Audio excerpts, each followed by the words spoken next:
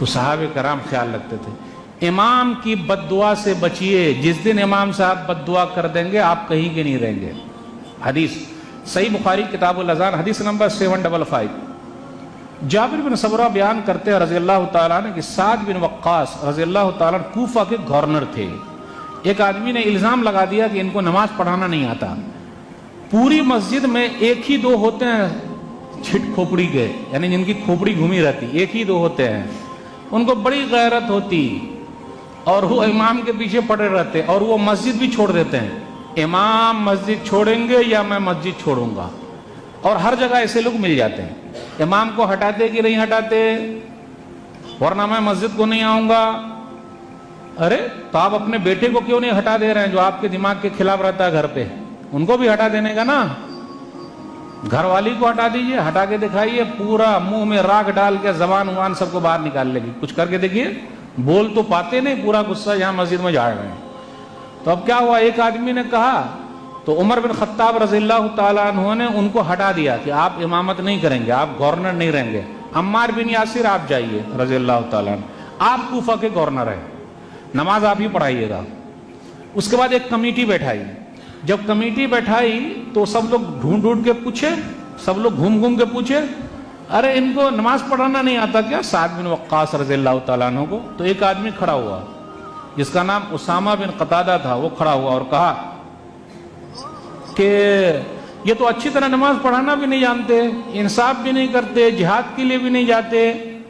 الزام لگایا، تہمت لگانا، الزام لگانا ایک ہی دو لوگوں کی طرف سے ہوتا، بقیہ سب لوگ چاہتے امام صاحب رہیں، لیکن ایک ہی دو لوگ صرف بولے نہیں امام صاحب نہیں رہیں گے۔ اس کے بعد کیا ہوا، سعد بن وقاص رضی اللہ تعالیٰ عنہ، سعد بن وقاص رضی اللہ تعالیٰ عنہ کھڑے ہو گئے۔ سعد بن وقاص رضی اللہ تعالیٰ عنہ وہی صحابی ہیں کہ جو دعا کر دے اللہ قبول کر لے۔ آپ وہ کھڑے ہو گئے، اللہم ان کان عبدک ھذا کاذبا قام ریاء وسمتا فاتل عمرہ واتل فقرہ وعرضہ بالفتن۔ اے اللہ تیرا یہ بندہ جھوٹا دکھاوے کے لیے کھڑا ہوا ہے، جھوٹ بول رہا ہے، تو اے اللہ اس کی عمر لمبی کر دے، لمبی عمر، اے اللہ اس کی غریبی کو فقیری کو بڑھا دے، اے اللہ اس کو فتنے میں ڈال دے، آزمائش میں ڈال دے۔ تین بد دعا کر دی، لمبی عمر ملے، فقیری بڑھتی جائے، غریب بنا رہے اور فتنے میں ڈال دے۔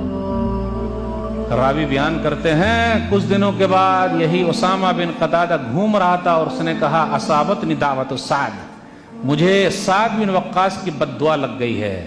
اور بد دعا جب لگی تو راوی بیان کرتے ہیں عبد الملک کہ یہ اتنی عمر والا ہو گیا، اتنا بوڑھا ہو گیا، یہ جو بھاؤں ہے نا بھاؤں، یہ بھاؤں کے بال سفید ہو کر پورے آنکھ پر گرنے لگے، اتنا بوڑھا پا گیا، اتنا بوڑھا ہو گیا۔ اور اتنا ہی نہیں، یہ روڈ پر جاتا، راستے پر جاتا اور لڑکیوں کو چھیڑا کرتا تھا بڑھاپے میں۔ تو لوگ کیا بولتے ہیں بڈھا سٹھیا گیا ہے، سٹھیا گیا نہیں بلکہ اس بڈھے کو امام کی بد دعا لگ گئی ہے۔ یہ حدیث میں نے ایک جگہ بیان کی تو ایک آدمی آیا اور کہا مولوی صاحب مجھے بھی امام صاحب سے جھگڑا ہے۔ تو میں بولا تو اب کیا کرنا ہے؟ تو بولا اس کا حل آسان ہے، امام صاحب موجود ہیں، مل لیجئے۔ دو جگہ پہ ایسا ہوا ہے، تو واقعی ان کی دوستی ہو گئی، ملے، روئے کہ اگر وہ بد دعا کر دیں گے تو ہماری سب سمپتی خراب ہو جائے۔